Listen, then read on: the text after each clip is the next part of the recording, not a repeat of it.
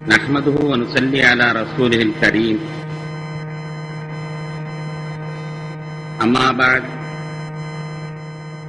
فقد قال الله تعالى في كلامه القديم والفرقان المجيد أعوذ بالله من الشيطان الرجيم بسم الله الرحمن الرحيم ولا تباشروهن وأنتم عاكفون في المساجد تلك حدود الله صدق الله مولانا العلي العظيم. கண்ணியத்திற்கும் மதிப்பிற்கும் உரித்தான சிறப்பான இந்த விழாவின் தலைவர் அவர்களே, எனது கண்ணிலும் இனிய உலமா பெருமக்களே, பாசத்திற்குரித்தான பெரியோர்களே, சகோதரர்களே, அருமை நாயகம் ஸல்லல்லாஹு அலைஹி வஸல்லம் அவர்கள் 9 வருடங்கள் ரமதான் கடமையான பிறகு இந்த உலகத்தில் ஜீவித்திருக்கிறார்கள். 9 வருடங்களும் இஅ்திகாஃப் இருந்திருக்கிறார். كان رسول الله صلى الله عليه وسلم إذا دخل العشر الأواخر شد ميزره وأيقظ أهله وأحيا الليل كله என்பதாக அருமை நாயகம் ஸல்லல்லாஹு அலைஹி வஸல்லம் அவர்களை பற்றி அறிவிக்கிறார்கள். பிந்திய 10 நுழைந்து விட்டால் வரிந்து கட்டிக் கொள்வார்கள். குடும்பத்தினர்களை எல்லாம் விழிக்கச் செய்வார்கள். இரவெல்லாம் விழித்து இபாதத்தில் ஈடுபடுவார்கள் என்பதாக அறிவிக்கப்படுகிறது. என்றால் பெருமானார் ஸல்லல்லாஹு அலைஹி வஸல்லம் அவர்கள் ஒவ்வொரு வருடமும் இஅ்திகாஃப் இருந்திருக்கிறார்கள் என்றால் அது நமக்கு எவ்வளவு முக்கியமான வலுவான சுன்னத்தாக இருக்கும் என்பதை நாம் சிந்தனை செய்து பார்க்க வேண்டும். கண்ணியத்திற்குரியவர்களே, இஅ்திகாஃப் என்பது நாம் அல்லாஹ்விடம் தனித்து உரையாடக்கூடிய ஒரு சிறந்த ஒரு பாக்கியமாகும். பொதுவாக மனிதர்களில் சிலருக்கு தன்னுடைய தாயிடத்தில் சொல்லக்கூடாத செய்திகள் இருக்கும். சில செய்திகளை தன்னுடைய மனைவியிடத்திலேயும் சொல்ல முடியாது. சில செய்திகளை தன்னுடைய உடன்பிறந்தாரிடத்திலும் சொல்ல முடியாது. ஏன் தன்னுடைய நண்பரிடத்திலும் கூட சொல்ல முடியாது. அப்படிப்பட்ட சில செய்திகள் இருக்கும். அந்த செய்திகளை இறைவனிடத்தில் தான் சொல்ல வேண்டும். அப்படி இறைவனிடத்தில் சொல்வதற்காக வேண்டி நாம் வீட்டிலே உட்கார்ந்து அழுது புலம்பினோமேயானால் பார்ப்பவர்களுக்கு இடைஞ்சலாக இருக்குமோ என்று நம்மை அறியாமல் ஒரு எண்ணம் வந்து நம்முடைய மனமே அப்படிப்பட்ட ஒரு நிலைக்கு இடம் தரார். வீட்டில் இறைவனை தொழுது இறைவனை அழுது புலம்பி அவனிடத்தில் நம்முடைய தேவைகளை சொல்வோம் என்றால் நம்முடைய மனமே முதலில் இடம் தராது. இப்படிப்பட்ட நிலையிலே அல்லாஹ்விடத்தில் தனியாக சொல்லுவதற்கு வாய்ப்பு உண்டாக்கி தரப்படுகிறது என்றால் அது இஅ்திகாஃபின் மூலமாக கிடைக்கிறது என்று சொன்னால் மிகையான ஒன்று அல்ல.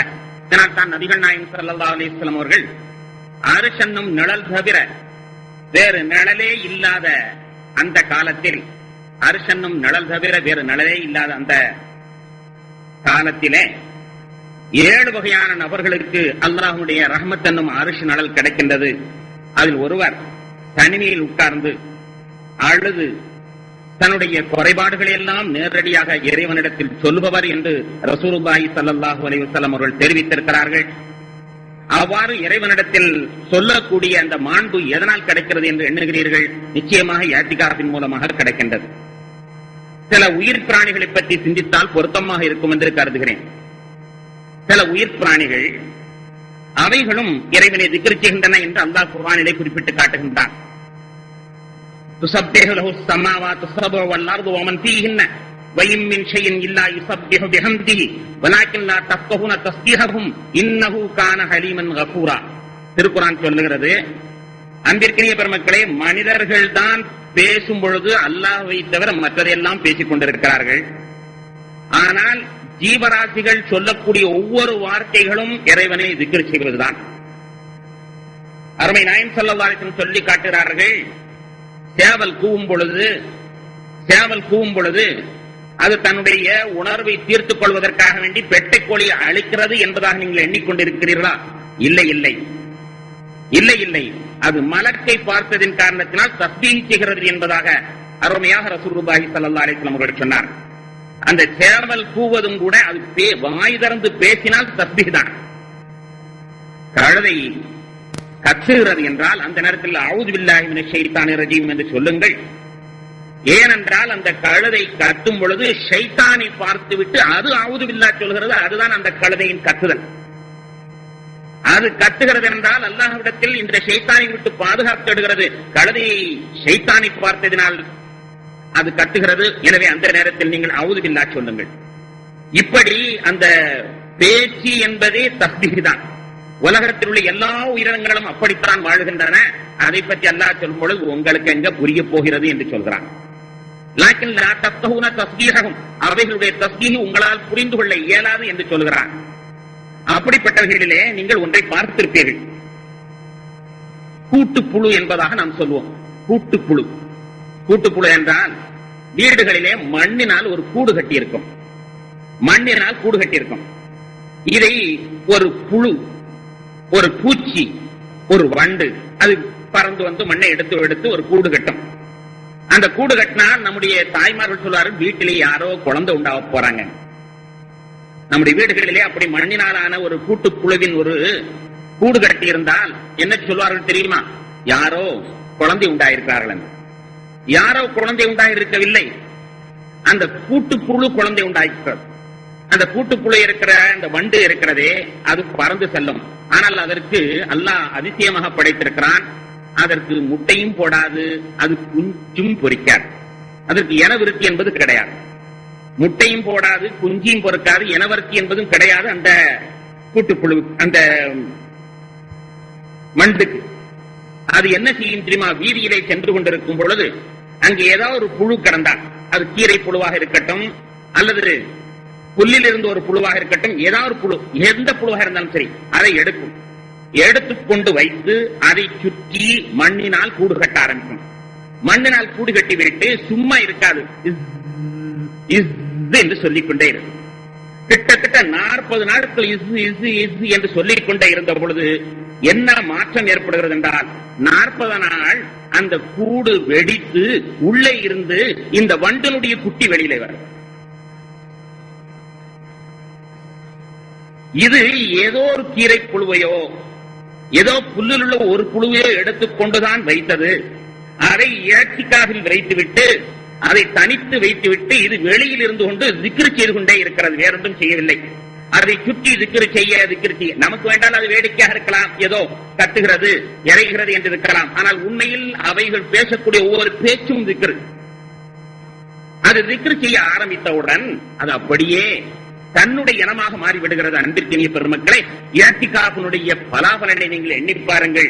இஅ்திகாஃபின் மூலமாக அந்த வண்டுக்கு தெரிந்திருக்கிறது நமக்கு சந்ததி இல்லை, ஆனால் எதையாவது ஒன்றை கூட நம்முடைய சந்ததியாக மாற்றக்கூடிய அருமையான ஒரு சக்தி படைத்தது இஅ்திகாஃப் என்பதை அந்த வண்டு நிரூபிக்கிறது. இந்த பட்டுப்பூச்சியை பற்றி கொஞ்சம் எண்ணி பாருங்கள்.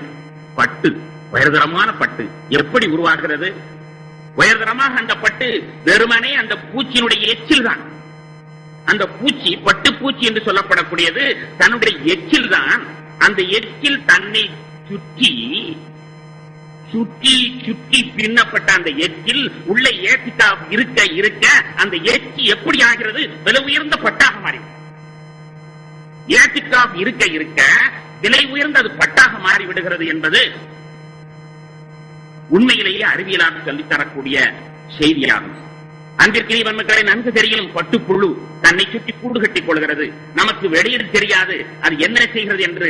அது தன்னுடைய எச்சிலினால் ஒரு கூடு கட்டிக் கொண்டு உள்ளே இஅ்திகாஃப் இருக்க இருக்க அதனுடைய ஒவ்வொரு இழையும் விலை மதிப்பற்றதாக மாறிவிடுகிறது என்றால், அன்பிற்கினிய பெருமக்களை, இது போன்று நாமும் இஅ்திகாஃப் இருப்போமே ஆனால் நம்முடைய ஒவ்வொரு செயல்களும் பட்டு போன்று விலை மதிக்கக்கூடியதாக மாறிவிடும். எதையெல்லாம் நாம் எண்ணுகிறோமோ அதெல்லாம் நடக்கக்கூடிய ஒரு அருமையான வாய்ப்பு இஅ்திகாஃபின் மூலமாக கிடைக்கிறது என்று சொன்னால் அது மிகையான ஒன்று அல்ல.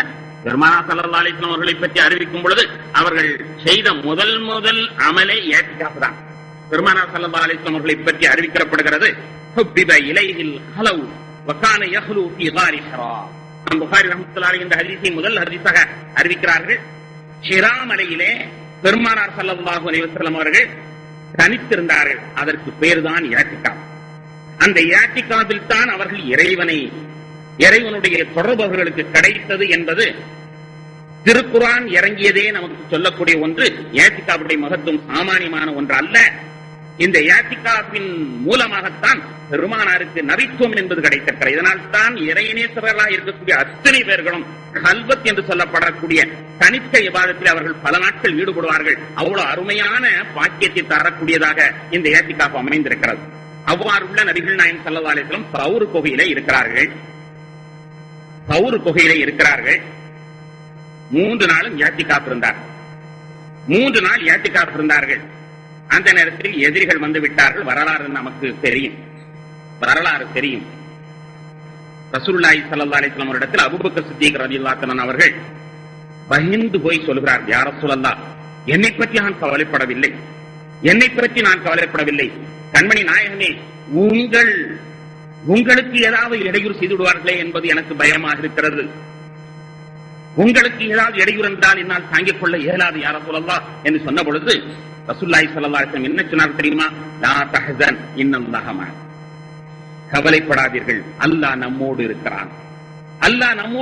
என்ற அந்த வார்த்தை இஅ்திகாஃப் இருந்தால் அவர் அல்லாஹ்வோடு தரித்து விடுகிறார். அங்கே இருக்கிறார் என்பதை அடுத்த வசனமும் சொல்லி காட்டுகிறது. அடுத்த வசனம் சொல்லி காட்டுகிறது, ஃபஅய்யதஹு பிஜுனூதின் லம் தரௌஹா, உங்களுடைய கண்ணால் காண முடியாத பட்டாளத்தை கொண்டு அந்த புகையை பலப்படுத்தி இருந்தோம் என்று அல்லாஹ் கூறுகின்றான்.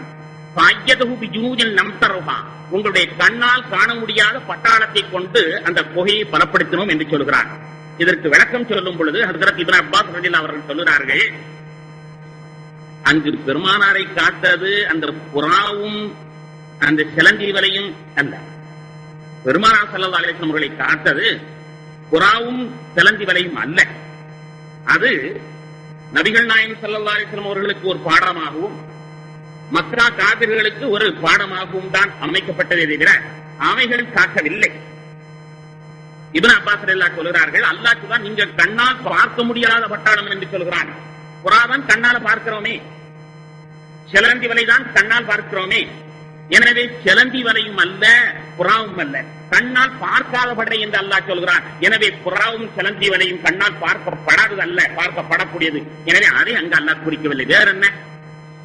உள்ளே இவர்கள் நுழைந்தார்கள் என்றால் பஸ்பமாக போயிருப்பார்கள். எதிரிகள் உள்ளே நுழைந்திருந்தார்கள் என்றால் பஸ்பமாக போயிருப்பார்கள். அவ்வளவு பெரிய படை அங்கே நிறுத்தப்பட்டிருந்தது. ஏனென்றால் அங்கு அல்லாஹ்வும் ரசூலுல்லாஹி ஸல்லல்லாஹு அலைஹி வஸல்லம் அந்த இஅ்திகாஃபினுடைய அந்த தொடர்பின் மூலமாக அல்லாஹ் நம்மோடு இருக்கிறான் என்று ரசூலுல்லாஹி ஸல்லல்லாஹு அலைஹி வஸல்லம் சொன்னார்கள். அப்படிப்பட்ட ஒரு புனிதமான தொடர்பு அங்கிருந்ததின் காரணத்தினால் உள்ளே செல்வதற்கு அந்த இரு உயிர்களுக்குத்தான் ஆற்றல் இருக்கிறதே தவிர வேறு அத்தனை பேர்களும் பக்குவமாக ஆகிவிடுவார். நீங்கள் தெளிவாகவே புரிந்து கொள்ளலாம். இஅ்திகாஃப் இருந்தோமேயானால் லைலத்துல் கத்ர் நிச்சயமாக நமக்கு கிடைக்கும். லைலத்துல் கத்ர் நிச்சயமாக கிடைக்கும், சந்தேகமே இல்லை. இஅ்திகாஃப் இருந்தோமேயானால் காரணம் 27 லைலத்துல் கத்ர் என்று நாம் நினைத்திருக்கிறோம். அது நிச்சயம் என்று யாருமே சொல்ல மறுக்கிறார். நிச்சயம் 27 தான் என்று யாருமே சொல்ல முடியவில்லை. எந்த நாள் என்பது நமக்கு தெரியாது. ஏதோ ஒரு நாளாவது செய்யட்டுமே என்பதற்காக வேண்டித்தான் அந்த நாள் நாம் இபாதத்தை செய்கின்றோம். 21 இருக்கலாம், 3 இருக்கலாம், 25 இருக்கலாம், 7 இருக்கலாம், 29 இருக்கலாம். ஆக வெளியில் இருப்பவர்கள் இன்றுதான் லைலத்துல் கத்ர் என்று நிச்சயமாக சொல்ல முடியாது. யார் இஅ்திகாஃப் இருக்கிறார்களோ அவர்களுக்கு நிச்சயமாக லைலத்துல் கத்ர் கிடைத்து விடுகிறது. எவ்வளவு அருமையான பாக்கியம்! 1000 மாதங்களை விட சிறப்பான பாக்கியம் அல்லவா? யாராவது நினைத்துக் கொள்ளக்கூடாது, தூங்கிக் கொண்டிருந்தால் என்ன? இஅ்திகாஃபுடைய லைலத்துல் கத்ருடைய இரவிலே தூங்கிக் கொண்டிருந்திருப்பார்களே உள்ளே இருப்பவர்கள்? இல்லை, அவர்கள் அதற்கென்று அமர்ந்து விட்டார்கள் என்றால் அவர்கள் முழுமையாக தொழுத நன்மை கிடைக்கிறது. இஅ்திகாஃபுக்காக வேண்டி நாம் பள்ளிவாயில் உட்கார்ந்து விட்டால் நிச்சயமாக லைலத்துல் கத்ருக்காக வேண்டி அது நிச்சயமாக அப்படிப்பட்டவர்களை விட்டும் தப்பாது என்பது எண்ணமான ஒன்று.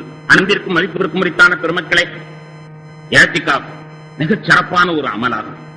அல்லாஹ்விடத்தில் நம்முடைய மன குறையீடுகளை சொல்வதற்கு அருமையான வாய்ப்பு கிடைக்கக்கூடிய ஒன்றாகும். அதைத்தான் நபிகள் நாயகம் ஸல்லல்லாஹு அலைஹி வஸல்லம் சொன்னார்கள், இஸ்தஈனு அலா ஹவாயிஜிக்கும் பில் கித்மான்.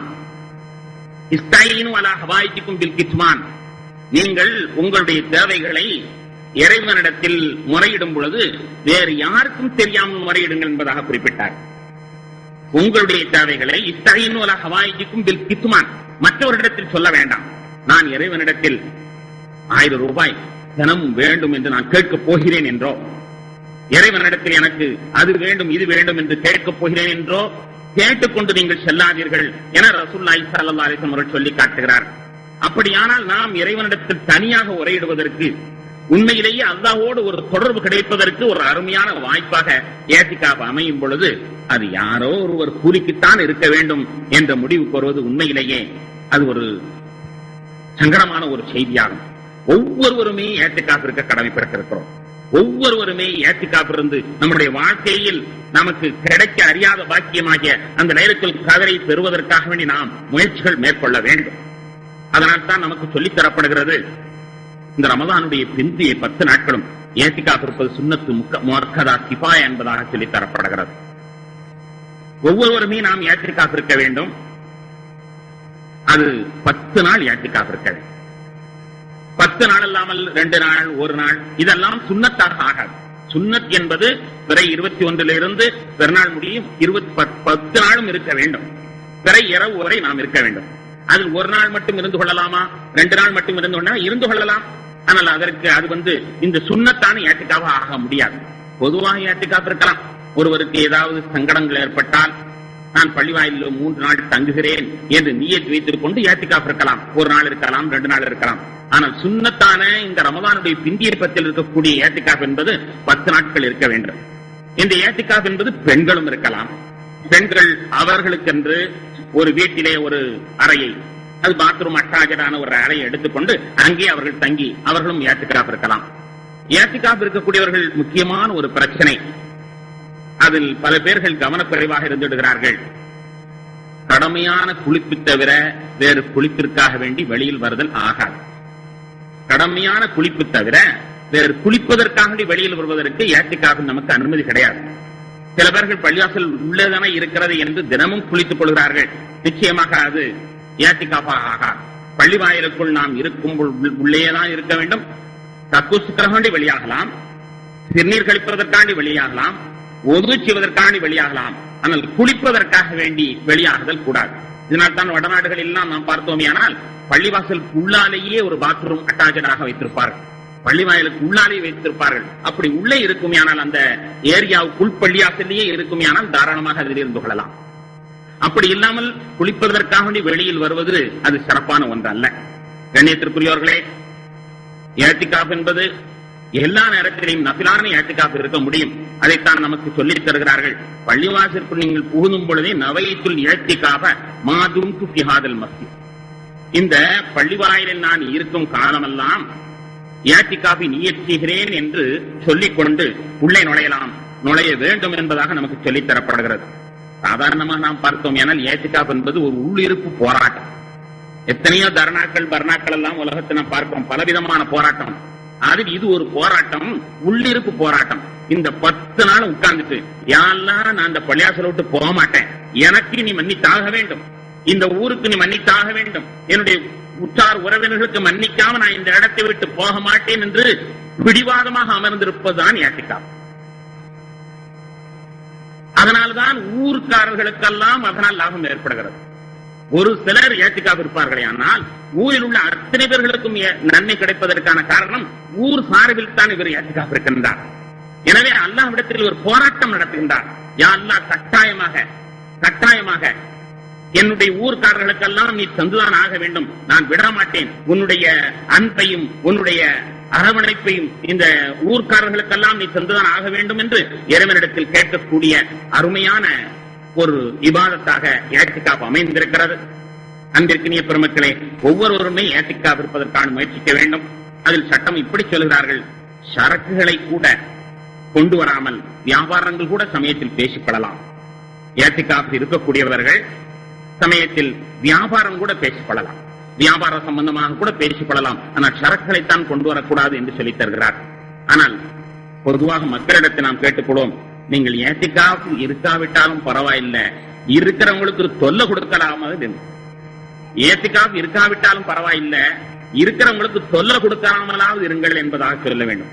ஏனென்றால் ஏத்திகாப் இருப்பவர்கள் சில சமயத்தில் பல சிரமங்களை, என்ன இவர் அங்க ஒரு கொசுலையை கட்டிக்கிறாரு, இங்க ஒரு துணியை கட்டிக்கிறாரு, தொழுக முடிய மாட்டாங்க, எப்படியாவது ஒரு குறைகளை நம் வந்தவர்கள் எல்லாம் சொல்லிக் கொண்டிருப்பார். இங்க என்ன பேருக்கு கொட்ட கிடக்குது, பள்ளியாசிரியர் ஏத்திகாப் இருக்காங்க, பள்ளியாசிரியர் அவங்களுக்கு சொந்தம் என்று நினைத்துக் கொள்கிறார்களா என்று ஏதாவது ஒன்று சொல்லிக் கொண்டு அவர்களுக்கு இடையூறு தராமல் இருப்போமே, ஆனால் அதுவே மிகப்பெரிய நன்மையாக வந்து சேரும். எவ்வளவு இடையூறுகள் ஏற்படுகிறது என்பதை நாம் எண்ணி பார்க்க கடமைப்பட்டிருக்கின்றோம். ஒவ்வொருவரும் ஏத்திகாப் இருக்கக்கூடிய அந்த சிறப்பான வழியை நாம் ஏற்படுத்திக் கொள்ள வேண்டும். ஏத்திகாப்பின் மூலமாக நாம் அதிகமாக திக்ர் செய்யக்கூடிய நன்மை பெறுகின்றோம். திருக்குரான் ஓதக்கூடிய நன்மை பெறுகின்றோம். இங்கே ஹஜ்ரத் அவர்கள் திக்ர் செய்வதனுடைய சிறப்பை பற்றி சொல்லி காட்டினார்கள். நான் அடிக்கடி சொல்வது பழக்கம். சாதாரணமாக இந்த காலத்துல பஸ்ல போனாலே நீ ஏத்திக்காக நீ ஏற்றி வச்சுட்டு தான் போகணும். பஸ்ல ஏறினாலே நவையத்தில் ஏத்திக்காக ஹாதல் பஸ் என்று சொல்லித்தான் உட்காரணும் போல தெரிகிறது. ஏனென்றால் பஸ்ல போகும்போது பக்கத்தில் உள்ளவனிடத்தில் பேசி கொடுத்தா வம்பு, யாரிடத்துல பேசினாலும் பெரிய வம்பு வந்து சேர்கிறது இந்த காலத்துல. அப்படி உள்ள இந்த காலத்துல நம்ம போய் உட்கார்ந்த உடனே அல்லாஹ் அல்லாஹ் அல்லாஹ் அல்லாஹ் அல்லாஹ் என்று ஏதாவது சொல்லிக்கொண்டே ஊரு போய் சேர்ந்தோம்னா நம்முடைய மருத்துவ எங்கோ போயிடும். ஸல்லல்லாஹு அலைஹி வஸல்லம் அவர்கள் சொன்னார்கள், கலிமத்தானி ஹஃபீஃபத்தானி அலல் லிசானி ஹபீபத்தானி இலர் ரஹ்மானி ஸகீலத்தானி அலல் மீசானி சுப்ஹானல்லாஹி வ பிஹம்திஹி சுப்ஹானல்லாஹில் அஸீம் என்று கூறினார். இரண்டு வார்த்தை என்று பீடிகை போட்டு சொன்னார்கள். ரெண்டு வார்த்தை. அந்த ரெண்டு வார்த்தையும் சொல்வதற்கு எளிதானது, நாவுக்கு சொல்வதற்கு எளிதானது, அதனிடத்துல ரஹ்மானுக்கு ரொம்ப பிரியமானது, தராசு தட்டுல ரொம்ப எடை மிக்கது என்று பீடிகை போட்டு சொல்லி ரெண்டு வார்த்தை நாவுக்கு எளிதானது, தராசு தட்டுல எடை கொடுக்கக்கூடியது, அல்லாஹ்விற்கு ரொம்ப பிரியமானது என்று பீடிகை போட்டு சொல்றார்கள். சுப்ஹானல்லாஹி வ பிஹம்திஹி சுப்ஹானல்லாஹி சுப்ஹானல்லாஹி வ பிஹம்திஹி சுப்ஹானல்லாஹில் அஸீம் என்ற இரண்டு வார்த்தை என்று சொன்னார். இதனுடைய பொருள் என்ன தெரியுமா? டே தம்பி வாயிங்க, டே தம்பி வாயிங்க என்று சொல்வதற்கு எவ்வளவு எனர்ஜி செலவாகிறதோ அதே அளவு எனர்ஜி தான் சுப்ஹானல்லாஹி வ பிஹம்திஹி சுப்ஹானல்லாஹில் அஸீம் என்பதற்கு செலவாகிறது. தம்பி இங்கே வா என்று சொல்வதற்கு எவ்வளவு சக்தி நம்முடைய உடம்பில் இருந்து விரயமாகிறதோ அதே அளவு விரயம் தான் சுப்ஹானல்லாஹி வ பிஹம்திஹி சுப்ஹானல்லாஹில் அஸீமுக்கு சேர்கிறது. ஆனால் டே தம்பி வா இங்கே என்றால் ஒன்றும் கிடைப்பதில்லை, சண்டையும் வம்புதான் வந்து சேர்ந்து விடுகிறது. இந்த ரெண்டு வார்த்தையை சொன்னால் தராசு தட்டில் இடைமிக்கதாக மாறிவிடும். அப்படியானால் மணிக்கணக்காக கதைத்துக் கொண்டிருக்கிறோம். பக்கத்துல பஸ்ல போகும்போது வேலையே இல்லை, அவன் சும்மா ஒரே வெயிலாக இருக்கிறது. ஏதாவது பொதுவான சப்ஜெக்டை கொண்டு பேச ஆரம்பிக்கணும் அல்லவா? பஸ்ல போறோம், பொதுவான சப்ஜெக்ட் என்ன செய்யலாம்? ஒரே வெயிலா இருக்கிறது என்று ஆரம்பிப்போம், அல்லது ஒரே குளிராக இருக்கிறது என்று ஆரம்பிப்போம். இல்லை திடீர் என்று ஏதாவது அரசியல் என்ன அவர் அப்படி செய்து விட்டார் என்று நாம் என்ன ஆள் என்று பார்க்கிறோம். முதல்ல நம்ம ஆள்தானா வேற ஆளான்னு பார்த்துட்டு ஜாக்கிரதையாக பேசிட்டோம். ஆக நம்ம ரொம்பவும் ஜாக்கிரதையாக அளந்து பேச வேண்டியிருக்கிறது. அப்படியெல்லாம் பேச்சு கொடுத்து அந்த வம்பா நேரத்தை போக்கிற அத்தனையும் தஸ்பீஹா மாற்றி பாருங்க, எவ்வளவு அந்தஸ்து நமக்கு கிடைத்து விடுகின்றது. தஸ்பீஹ் திக்ரனுடைய நன்மை மிக அதிகமானது. ஹஜ்ரத் அவர்கள் அருமையாக நமக்கு சொல்லிக் காட்டினார். நபிகள் நாயகம் ஸல்லல்லாஹு அலைஹி வஸல்லம் மிக இலகுவாக விளக்கி காட்டுகிறார். தொழுது முடித்துவிட்டு சுப்ஹானல்லாஹ் அல்ஹம்துலில்லாஹ் அல்லாஹ் அக்பர், இதற்கு எவ்வளவு பெரிய பவரா நமக்கு சொல்லி தந்திருக்கிறாங்க. நாமெல்லாம் நன்கு அறிந்ததுதான். ஏழை சஹாபாக்கள் ரசூலுல்லாஹ்விடத்தில் சென்று கேட்கிறார்கள். பணக்காரர்கள் ஜக்காத்து கொடுத்து மிக நன்மையை சேர்த்துக் கொள்கிறார்கள். ஒன்றுக்கு 700 அவர்களுக்கு கிடைத்து விடுகிறது, ஒன்றுக்கு 700 கிடைத்து விடுகிறது. அப்படிப்பட்ட அமலுக்கு எங்களுக்கு பாக்கியம் இல்லையே என்று கேட்ட பொழுது, நீங்க சுப்ஹானல்லாஹ் அல்ஹம்துலில்லாஹ் அல்லாஹ் அக்பர் யாருக்கும் சொல்லாம செய்து கொண்டிருங்க. இதை செய்து கொண்டிருந்தால் அவன் லட்சத்தை தான் கொடுத்து பார்க்கட்டுமே, கோடியத்தான் கொடுத்து பார்க்கட்டுமே, உங்களுக்கு ஈடாக அமைய முடியாது. சுப்ஹானல்லாஹ் அல்ஹம்துலில்லாஹ் அல்லாஹ் அக்பர் என்பதற்கு அப்படிப்பட்ட நன்மை. ஆனால் எப்படியோ செய்தி லீக் அவுட் ஆயிடுச்சு. ரசூலுல்லாஹி ஸல்லல்லாஹு அலைஹி வஸல்லம் ஏழைகளுக்கு மட்டும் சொல்லிக் கொடுத்த இந்த செய்தி எப்படியோ செய்தி வெளியாகிவிட்டது. பின்னால அதே சஹாபாக்கள் வருகிறார்கள், யா ரசூலல்லாஹ் பணக்காரர்கள் இதையும் செய்ய ஆரம்பிச்சிட்டாங்க. பணக்காரர்கள் பணத்தால் தர்மம் கொடுப்பது மட்டுமல்லாமல் இதையும் செய்ய ஆரம்பித்து விட்டார் என்று கூறிய பொழுது ரசூலுல்லாஹி ஸல்லல்லாஹு அலைஹி வஸல்லம் சொன்னாங்க, அல்லாஹ் அவர்களுக்கு கொடுத்த நியமத்தை அதற்கு நான் என்ன செய்ய முடியும்?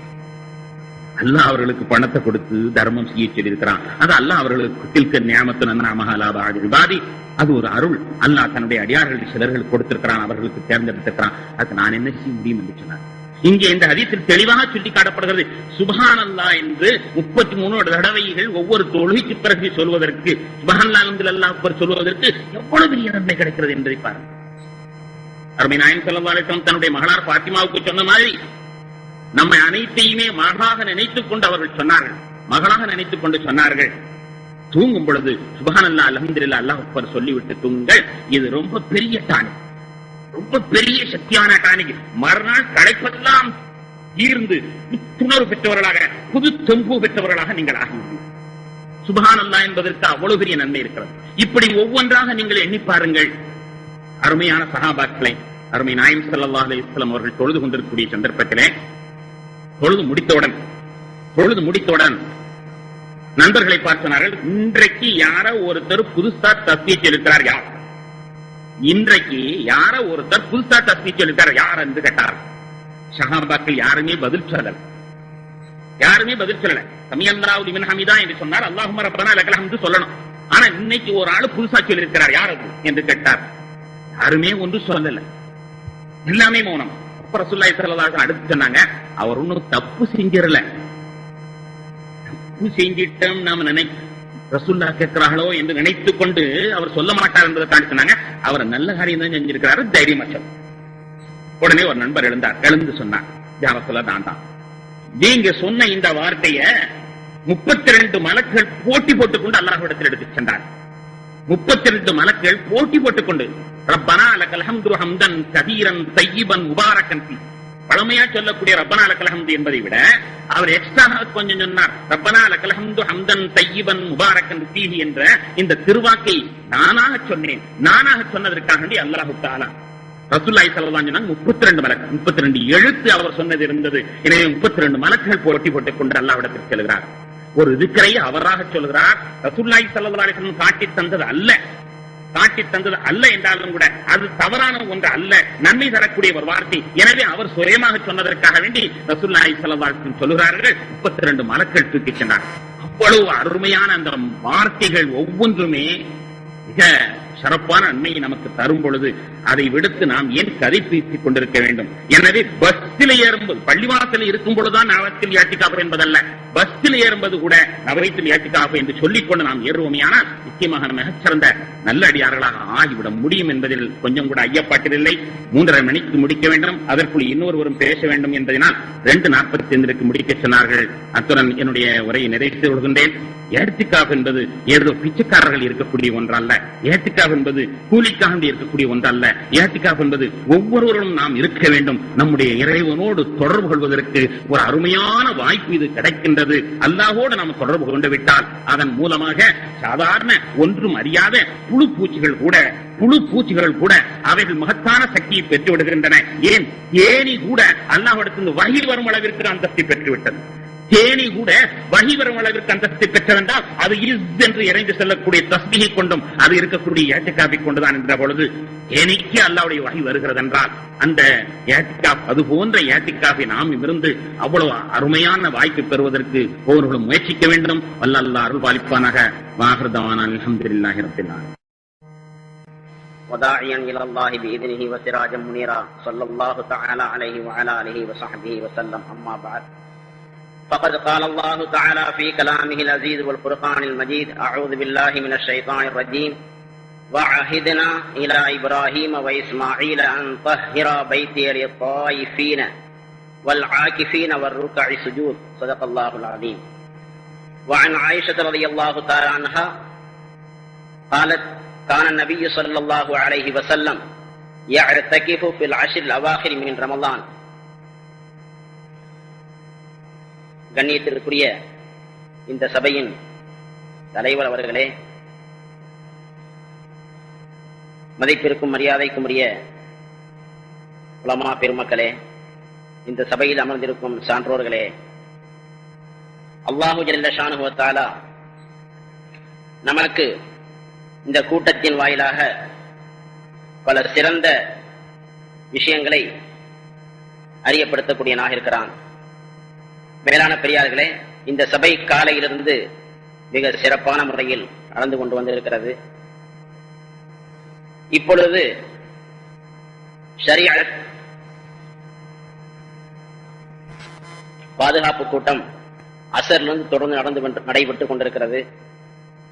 இதிலே எனக்கு தரப்பட்ட தலைப்பு இஅ்திகாஃபின் சட்டங்கள். இப்பொழுது வருகின்ற ரமலானை முபாரக், புனிதமிக்க ரமலான் மாதம் இருக்கிறதே, இந்த மாதம் எல்லா மாதங்களிலும் ஒரு சிறந்த மாதம் என்பதை நாம் அறியக்கூடியவர்களாக இருக்கிறோம். இந்த மாதத்திலே அல்லாஹு தஆலா 3 விதமான விசேஷ தன்மைகளை வைத்திருக்கிறார். இமாம் கஸ்ஸாலி ரஹ்மத்துல்லாஹி அலைஹி அவர்களும் மற்றும் உண்டான ஆரிஃபீன்களும் கூறியிருக்கிறார்கள், அல்லாஹுவை அடைவதற்கு, அல்லாஹ்விடத்திலே ரகசியம் பேசுவதற்கு 3 காரியங்கள் பேணுதலாக செய்தாக வேண்டும். அதிலே ஒன்று பசித்திருக்க வேண்டும், இரண்டாவது விழித்திருக்க வேண்டும், மூன்றாவது தனித்திருக்க வேண்டும். இந்த மூன்று தன்மைகளை கொண்டுதான் ஒரு அடியான் அல்லாஹுடைய நெருக்கத்தை பெற முடியும், ஒரு அடியான் அல்லாஹோடு ரகசியம் பேச முடியும் என்பதை அனுபவ ரீதியாக அவர்கள் சொல்லி தந்திருக்கிறார்கள். அந்த அடிப்படையிலே இந்த மாதத்திலே இந்த மூன்று தன்மைகளையும் அல்லாஹு தஆலா நமக்கு அமைத்து வைத்திருக்கிறான். நோன்பின் மூலமாக நாம் பசித்திருக்கிறோம், மற்றும் குர்ஆன் ஷரீஃபை ஓதுவதன் மூலமாக நாம் விழித்திருக்கிறோம். மேலும் இஅ்திகாஃபின் மூலமாக தனித்திருக்கக்கூடிய ஒரு வாய்ப்பையும் அல்லாஹு தஆலா கொடுத்திருக்கிறான். மேலான பெரியார்களே, இஅ்திகாஃப் இருக்கிறதே, இஅ்திகாஃபிற்கு அதிகமான சிறப்புகளும் கண்ணியங்களும் அமைந்திருக்கிறது. இன்று எத்தனையோ சுன்னத்துகள் ஹயாத்தாகிக் கொண்டிருக்கக்கூடிய காலகட்டத்திலே இஅ்திகாஃப் என்ற சுன்னத் இருக்கிறதே, இது மக்களுக்கு மத்தியிலே ஒரு உயர்ந்த இடத்தை பெறாமல் இருந்து கொண்டிருக்கிறது. காரணம் என்னவென்று சொன்னால், இந்த மக்களுக்கு இஅ்திகாஃபுடைய மகிமை தெரியாமல் ஆகிவிட்டது.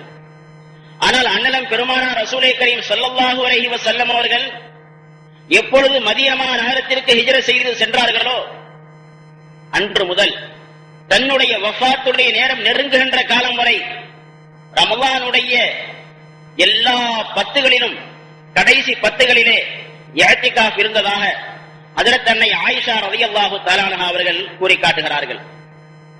ஸஹீஹ் முஸ்லிம் கிரந்தத்திலே ஒரு ஹதீஸ் பதியப்பட்டிருக்கிறது.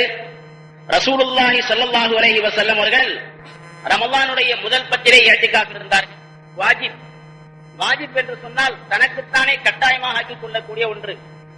உதாரணமாக ஒரு மனிதன் என்னுடைய நோயை அல்லாஹ் குணப்படுத்தி விட்டால் அல்லது இந்த காரியம் நிறைவேறிவிட்டால் நான் இஅ்திகாஃப் இருக்கிறேன் என்பதாக நேர்ச்சி செய்து கொள்வது, அப்படிப்பட்ட நேர்ச்சிகளை எல்லாம் நிறைவேற்றுவது கட்டாய கடமையாக இருந்து கொண்டிருக்கிறது. இரண்டாவது ஒரு வகை மஸ்னூன், சுன்னத்தானது.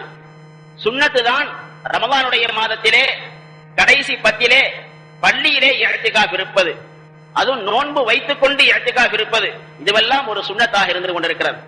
மேலான பெரியார்களே, அந்த சுன்னத்தான இஅ்திகாஃப் இருக்கின்ற நேரத்திலே அந்த இஅ்திகாஃப் நோக்கத்தை பற்றி ஹஜ்ரத் அல்லாமா அஷ்ரஃப் அலி தானவி ரஹ்மத்துல்லாஹி அலைஹி அவர்கள் குறிப்பிடுகின்ற பொழுது சொல்கிறார்கள், அத்தஹல்லி லில் இபாதா, இபாதத்திற்காக வேண்டி ஒரு மனிதன் தன்னைத்தானே ஓரிடத்திலே ஒதுங்கிக் கொள்ள வேண்டும், ஒதுக்கிக் கொள்ள வேண்டும். காரணம் என்ன? அல்லாஹுடைய பொருத்தத்தை அடைய வேண்டும், அல்லாஹுடைய ரிவாவை அடைய வேண்டும். மேலும் பெருமானார் ஸல்லல்லாஹு அலைஹி வஸல்லம் அவர்கள் காட்டி தந்த வழிமுறை பிரகாரம் இஅ்திகாஃப் இருக்க வேண்டும் என்ற முறையிலே ஒரு மனிதன் இஅ்திகாஃப் இருப்பது இருக்கிறதே, இது சுன்னத்தாக இருந்து கொண்டிருக்கிறது. மேலான பெரியார்களே, இஅ்திகாஃப் இருப்பதன் மூலமாக அல்லாஹுடைய கோடானு கோடி ரஹ்மத்துகளை ஒரு மனிதன் பெறக்கூடியவனாக இருக்கிறான். அல்லாமா ரூமி ரஹ்மத்துல்லாஹி அலைஹி அவர்கள் சொன்னது போல, ரஹ்மத்தே ஹக் பஹானா ஜோயத், அல்லாஹுடைய ரஹ்மத் இருக்கிறதே ஒரு காரணத்தை தேடிக்கொண்டே இருக்கிறது.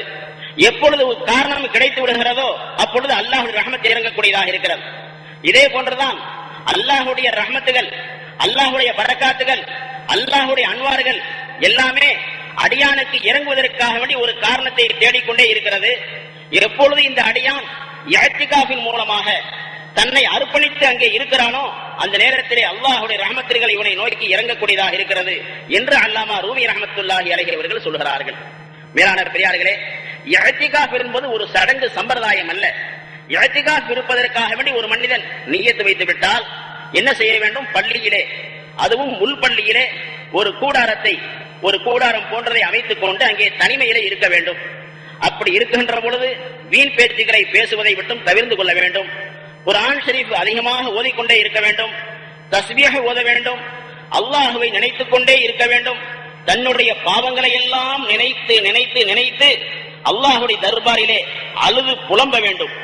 இப்படி இருப்பதன் மூலமாகத்தான் இஅ்திகாஃபுடைய பரக்கத்துகளை ஒரு மனிதன் அடைய முடியும். மேலான பெரியார்களே, இப்படிப்பட்ட முறையில் இஅ்திகாஃப் இருக்கின்ற பொழுது நாம் வெளியே செல்லுவதை பற்றி நாம் சற்று சிந்திக்க வேண்டும்.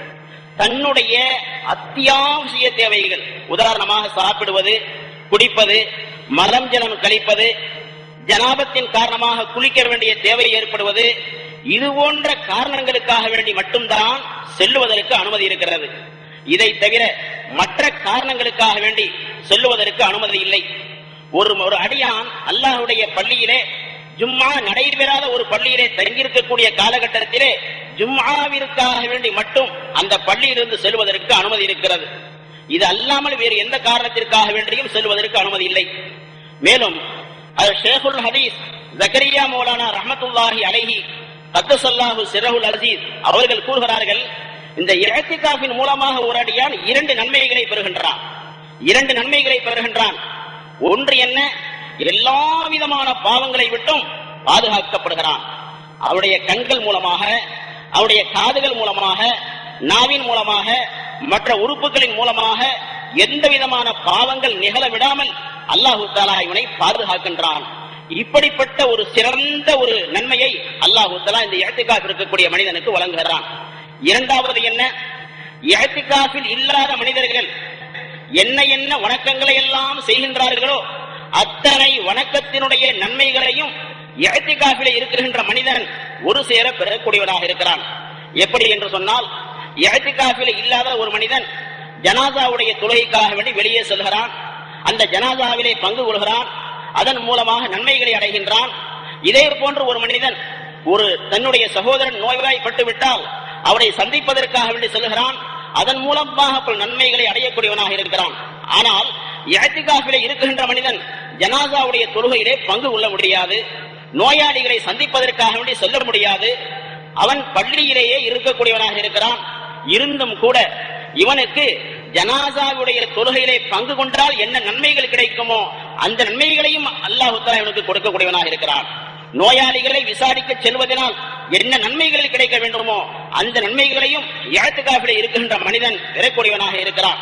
ஆகவே இஅ்திகாஃபில் இருக்கக்கூடிய மனிதனுக்கு அல்லாஹ் தஆலா இப்படிப்பட்ட பல நன்மைகளை கொடுக்கின்றான் என்பதாக அதில் ஷேகுல் ஹதீஸ் ஜக்கரியா மௌலானா ரஹ்மத்துல்லாஹி அவர்கள் குறிப்பிடுகிறார்கள். மேலும் பெரியார்களே, இந்த இஅ்திகாஃபுடைய மகிமையை பற்றி ஹஜ்ரத் இப்னு அப்பாஸ் ரலியல்லாஹு தஆலா அன்ஹு அவர்கள் கூறுகின்ற பொழுது சொல்கிறார்கள், இஅ்திகாஃபிலே இருக்கின்ற மனிதனுக்கு அல்லாஹ் தஆலா எப்படிப்பட்ட நன்மைகளை எழுதுகிறான் என்று சொன்னால், ஒரு இரவு இஅ்திகாஃப் இருந்துவிட்டால் அந்த இரவில் இஅ்திகாஃப் இருந்ததற்காக வேண்டி வானத்திற்கும் பூமிக்கும் மத்தியில் இருக்கின்ற தொலைதூரம் அளவுக்கு அல்லாஹ் தஆலா இவனுக்கு நரகத்தை விட்டு பாதுகாப்பளிக்கின்றான்.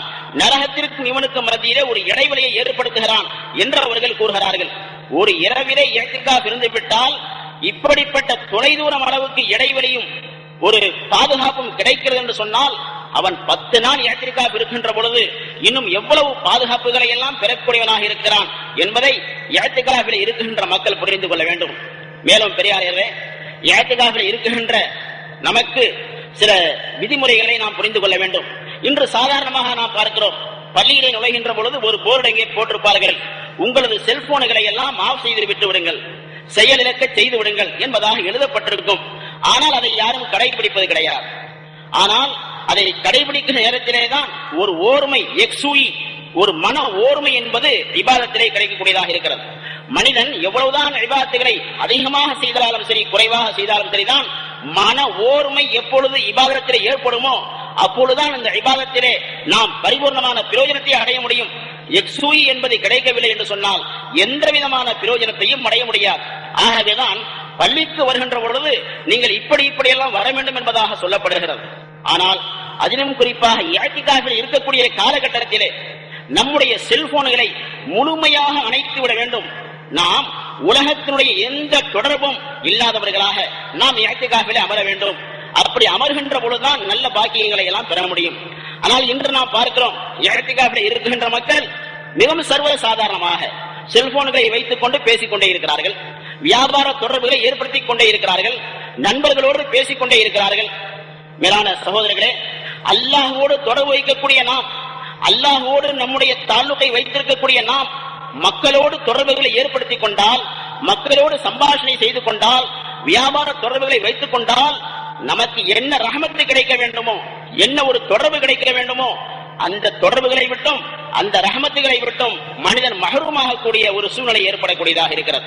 ஆகவே இஅ்திகாஃபிலே இருக்கின்ற பொழுது இது போன்ற விஷயங்களை விட்டெல்லாம் மிகவும் ஒதுங்கி நாம் அல்லாஹ்வுடனே தஅல்லுக் மஅல்லாஹ், அல்லாஹ்வோடு தொடர்பை ஏற்படுத்திக் கொள்வது என்ற நிலையை ஏற்படுத்துகின்ற பொழுதுதான் அந்த இஅ்திகாஃபின் மூலமாக பரிபூர்ணமான ஒரு பிரயோஜனத்தை நாம் அடைய முடியும். மேலான பெரியார்களே, இப்படிப்பட்ட சுன்னத்தான இஅ்திகாஃப் இருக்கிறதே நம்மிடத்திலே பரவலாக ஆகிவிட வேண்டும்.